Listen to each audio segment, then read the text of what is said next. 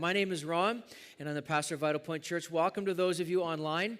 It is so great to be able to continue our online experience, and we're just praying that what is done today from this space, that you will have enjoyed the service already. I'm going to share an Easter message, and then near the end of the message, I'm going to do communion. And so for those of you in the room, I think you've already got your communion packets. For those of you at home watching, you might want to grab some bread, some crackers, juice, whatever it is that you need. But I'll walk us through all of that in just a few moments. You know, this past year has been one for the books, hasn't it? I mean, you think about the last 12, 13, 14 months. It's been just unbelievable what we've been through. I would imagine that in 15, 20 years, the history books will be written and people will be studying what happened in this past year or so and what's taken shape and what we did well, what we didn't do well. And as we've navigated through it, I'm sure they're going to pick it apart. But one of the things that I've noticed as of late, that people are more frustrated than normal. Have you ever noticed that? People seem to be much more frustrated. There seems to be a little bit more anger at the surface. There seems to be some disappointment. I've even noticed that fuses are a little shorter than normal. About a month or so ago, my wife and I were walking through a parking lot outside going to our vehicle, and a guy started yelling at us for not wearing masks. And we kept walking, except for my wife. She went back, got the guy's jersey up over his head, and she just started feeding him. No, I'm just kidding. She did not do that, people. She's only not quite 5 feet tall. I don't think she could have taken him. I would just keep walking. I did have a few words of exchange with him, but we'll just leave that at that for those moments. But it's true. I mean, we look at this and we see the things that have been happening, and we kind of question ourselves. We've seen the best of humanity at times. We've also seen the worst of humanity at times. If you're anything like me, you maybe have a sense of fatigue. It could be mental fatigue, physical, emotional, spiritual fatigue. All of us are experiencing some form of this as we try to navigate through this season. There's something very interesting, though, that I've noticed, and maybe you have seen it as well. It's not something that's new, but it's something that I believe that the light is shining brighter on. It's this thing that we call cancel culture. I'm not sure if you're aware or in tune with what's going on with cancel culture. Some people call it call-out culture. But really, what you begin to understand with this idea of cancel culture is that society has a voice and an opinion en masse that if it disagrees with someone and what they've said or what they have done, or maybe there's been an offense committed, that society en masse can speak into it and basically cancel that person out. It doesn't matter if it was something that happened yesterday or if it's something that happened 30 years ago. Cancel culture has this ability to unite the voices and speak into this. We see this on social media. We see this on social platforms where people rally and they can literally cancel someone. And the opinions or ideas and thoughts, if they don't align with what is popular, then people will step in. We see this on a macro scale. We see this on a big scale. We see this across the board, but we also see it personally.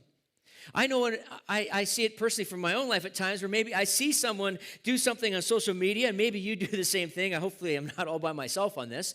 Or at home, maybe you can identify with me and maybe say something in the chat on this. But I can sometimes look at someone's social media and go, you know what? I don't like what they've said. I don't like what they've done. I'm going to unfollow them. I'm going to show them. I'm going to unfollow them. I'm going to unfriend them. Or maybe even mute them. I'm going to ghost them. It's this thing that we do and we feel it's all right. Now, listen to this for a second. There's things about cancel culture that are maybe fine and okay. But on the whole, it's a very dangerous way to live. It's a very dangerous way of dealing with ideas and opinions and actions of others. And here's the reason why. There's two reasons why it's dangerous. First one is we appoint ourselves as arbiters of right and wrong, placing ourselves as a judge and jury over that particular person. I mean, you want to think about something that's very scary, is giving that judge and jury right into the hands of the mass groupings of people of deciding what is right and wrong can become very, very dangerous. The other thing that creeps into the picture when it comes to cancel culture is this idea that this person is not given the chance or the opportunity to apologize, to explain themselves, or even learn from the mistake because they are canceled out. Cancel culture has the potential to ruin lives. Now, I'm not sure if you're familiar with this story or not, but this is a story that I stumbled on. I didn't know about this until recent. Are you familiar with a guy named Emmanuel Cafferty? Have you heard of this guy before? Some of you are shaking your head no in the room. Those of you at home can quickly pull it up and Google his name. He's an employee of a company in San Diego. He was enjoying his job. He loved his job. He even had a company truck. He was driving along one day, and he had his hand out the window, and someone snapped a picture of his hand, and his hand was above the logo of the truck of the company he worked for, but it was an upside-down OK sign. Upside-down OK sign. It got taken, the picture was taken, it was put on Twitter, it was posted on Twitter, and then it went crazy. The company started getting phone calls. The company then had to do something about it. See, the company had to go to the guy's house, actually reprimand him, take his truck from him, and within 2 or 3 days, he'd lost his job. He lost his job. Now, you're probably wondering, what's with the upside-down OK sign? You may not know what this is. I wouldn't have, and he didn't either. The upside-down OK symbol is a way that white supremacists communicate with one another. He had no clue. He had no idea. And believe it or not, Emmanuel, as you can tell maybe by his name, he's Latino, so he didn't even know. Like, how unbelievable is that? It ruined his life. One picture. The man that posted the picture has said that now he regrets the damage that he has done from posting that picture. See, cancel culture actually makes people pay for their wrong. And potentially there's no comeback because culture won't let us. They won't even let us explain. They won't let us maybe apologize or even learn. It is a dangerous perspective in life. Now, you're sitting here today or watching online, and you're going like, Ron, what does this have to do with Easter?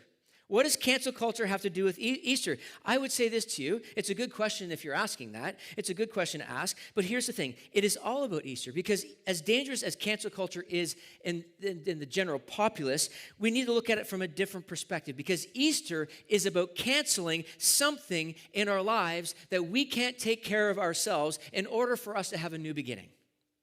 In order for us to have a new start. See, the Easter message, the message of Jesus, his death, burial, and resurrection, is all about canceling out something in our lives, in your life and in my life, that we can't cancel out on our own, that we can't even overcome on our own. See, the Christian faith has a message of hope, has a message of new beginnings, has a message of forgiveness and power and freedom because of this weekend. Because of the cancel that God does of something in our lives that you and I can't take care of. Now, you're going, okay, what is that thing? You're maybe wondering, what is this thing that God is taking care of? Well, I want to read a section of the Bible for you that's going to help us understand the power of this weekend. And my hope and my prayer is that no matter where you are in your faith journey, that this is going to speak loud and clear to you. Maybe it'll be new for you, or maybe it'll be a refresher for you. Let me read it from Colossians chapter 2, verses 13, 14, and 15. It says this. You were dead because of your sins and because your sinful nature was not yet cut away. What a way to start. Then God made you alive with Christ, for he forgave all our sins. Verse 14. He canceled the record of the charges against us and took it away by nailing it to the cross. In this way, he disarmed the spiritual rulers and authorities. He shamed them publicly by his victory over the cross.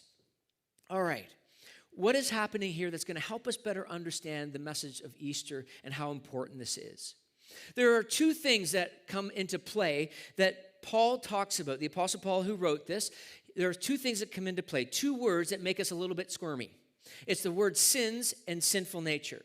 Let's talk about that for a moment and see what it does for us. Because what he's doing is he's establishing a baseline. He's putting us all on the same playing field when it comes to these areas of our lives. Let's talk about the first word, sins. This is an interesting word. I'll explain it like this. Is there anything, so I'm going to present some things to you. Don't put your hand up, for one, in the room, and at home, don't say anything on the chat, and don't look at anybody. Don't make eye contact with anybody, because this could be a little awkward, all right? I see people in the room already looking at each other. I said don't look at each other. All right, so here it is. Have you ever done something in your life that someone could post on social media and you could potentially be canceled because of it? You know, there's something that you've done, all right? Maybe it's something stupid that you've done.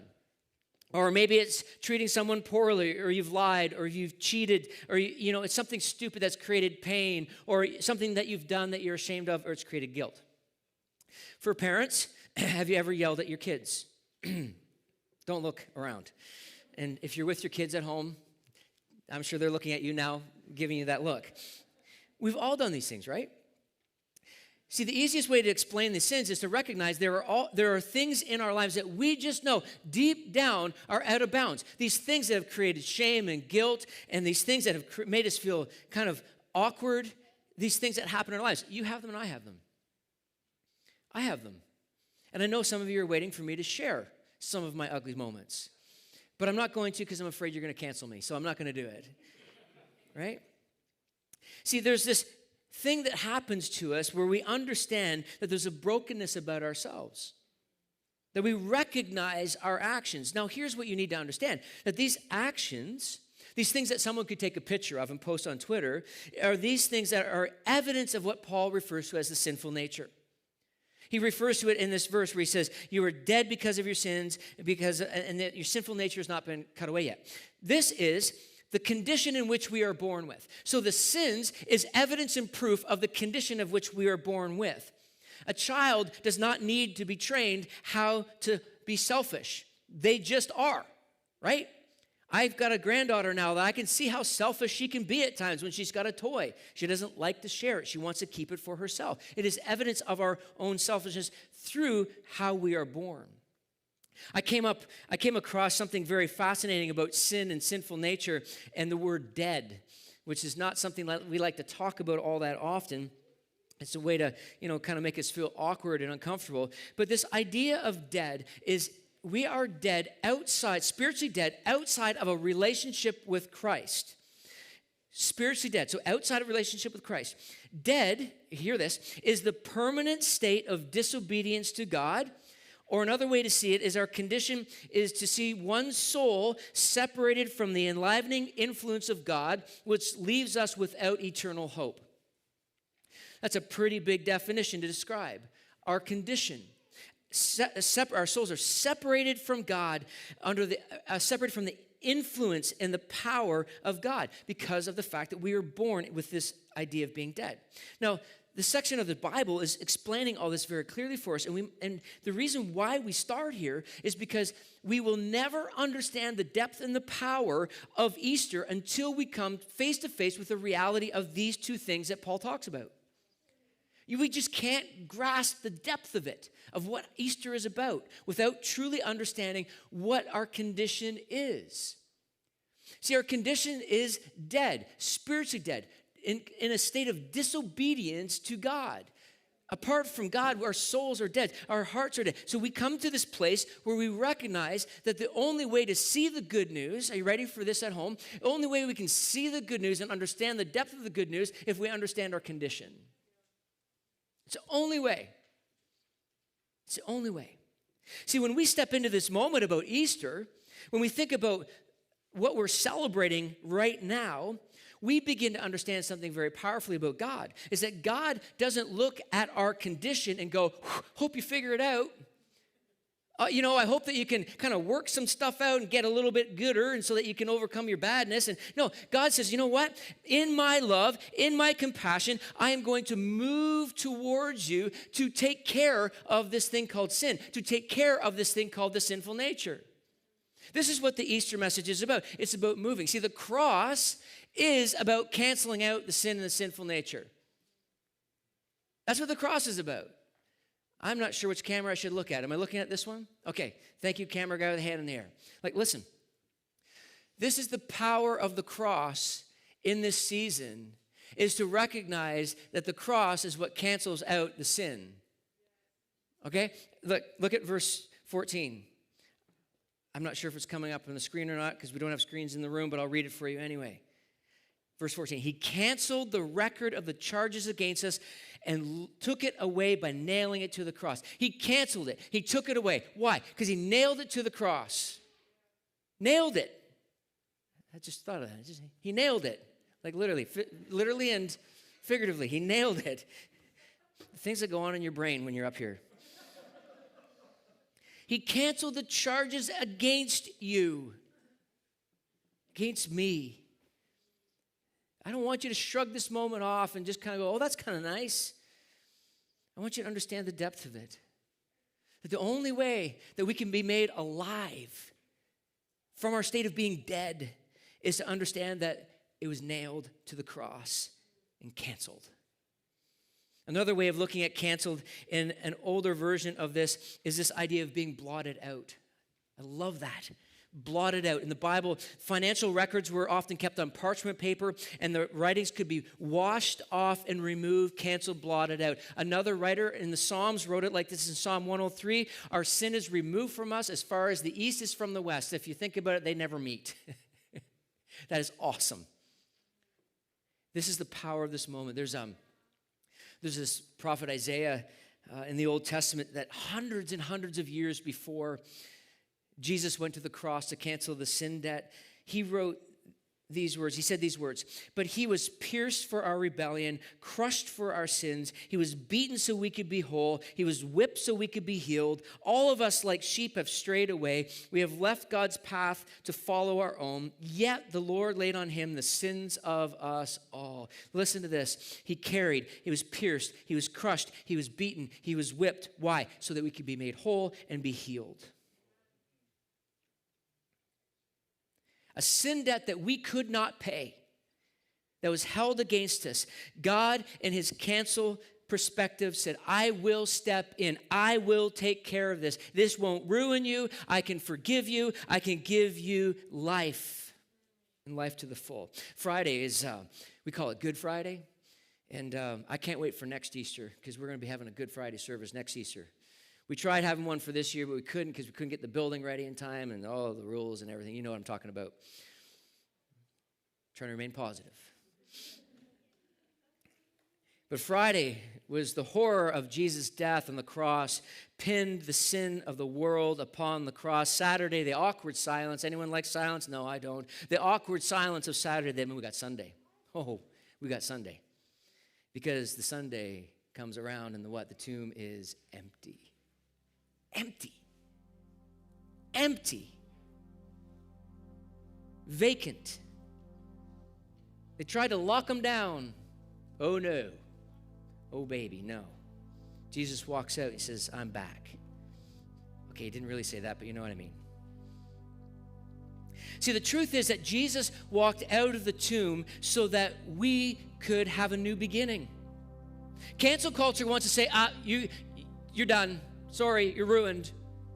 But God says, no, I'm going to step in. I'm going to, with my compassion and my love and my grace and my justice, I'm going to step in. I'm going to take care of this for you so that you don't have to. I'm going to pin it to the cross. And when Jesus walks out of the tomb, you know what that means? That means we have new life. We have new beginnings. And that we don't have to walk this life alone, that we can walk with him. And we can experience the freshness and the realness of who he is. What Paul writes here is that we go from being dead to being alive. And being alive is not based on anything other than the fact that Jesus walked out of the tomb some 2,000 years ago. That his death, his burial, and his resurrection actually becomes ours. It's ours. It's not something that happened some 2,000 years ago. It's happening now. In us. We are being made alive because of the tomb being empty. Because the tomb is empty. That means you can have a new beginning as an individual, but you can also have a new beginning with a family called the church. Oh, yeah. Because the new beginning isn't just something personal. It becomes something much more than that. It grafts you into the context of Jesus' church. And you get to be part of that, and you can move in that and find your new life there. I love the fact that when Jesus walked out of the tomb, it's described in one of the Gospels that he actually walked with a couple of disciples, and they didn't realize who he was. But when they finished walking, they said there was something inside of them that they just sensed about this person, and then Jesus kind of reveals himself and everything. It's just this amazing moment, and I recognize as I was reflecting on that this morning is that Jesus wants to walk with you, and he wants to walk with me. That he doesn't abandon us, that the same power that brought Jesus from the tomb is the same power that's available for us today, to transform us and to give us that new beginning. This is the Easter message. This is the Easter hope that we have. And maybe today, this is a choice that you're going to make. Maybe today, you're watching online or you're in the room here and you are thinking, you know what? This is a truth that I need to embrace for myself. I'm done pushing it off. I'm done trying to rationalize my way through it. I'm just going to, by faith, trust in the one who walked out of the tomb. because he canceled your debt that you owed. The simplicity of this prayer is the simple prayer of saying, Jesus, I need you in my life. I confess that I recognize my sin and I want to trust in you and I want to invite you into my life so that I can have my new beginning. It doesn't matter if you're young or old. We can all step into this moment. It doesn't matter if you're live in the room or you're watching online. We can all together, because I believe that God is speaking to some of us today in a way that we've never heard him before, because there's something different about this Easter. There's something different about this Easter because many of us are searching and looking for hope. Some of us are looking for a foundation to build our lives on. And today is the day where you're going to take that step of faith. You're going to say, I'm done playing games. I'm going to actually take a step of faith. I'm going to embrace Jesus for myself. But maybe you're not there yet. Maybe you're not there. Maybe you're wrestling with this stuff and you got some more questions. I want to encourage you to do something. We're going to offer a place that's going to be safe for you to explore these things. We're going to do this thing called Alpha. We're going to start on Tuesday night. We've been advertising it for a while within the church. We want to advertise it right now for you. If you've got questions about life and faith and you want answers, you want to sign up for this program called Alpha. It starts on Tuesday nights. It's online. Beauty is you don't even have to leave your home. You could stay at home and we'll do this. How awesome is that? And you can find some of the answers to the questions that you have about this Easter season. Today I ask the question, if you've not embraced Jesus for yourself, why not? That's a question that keeps running through my head. Why not? Why not today?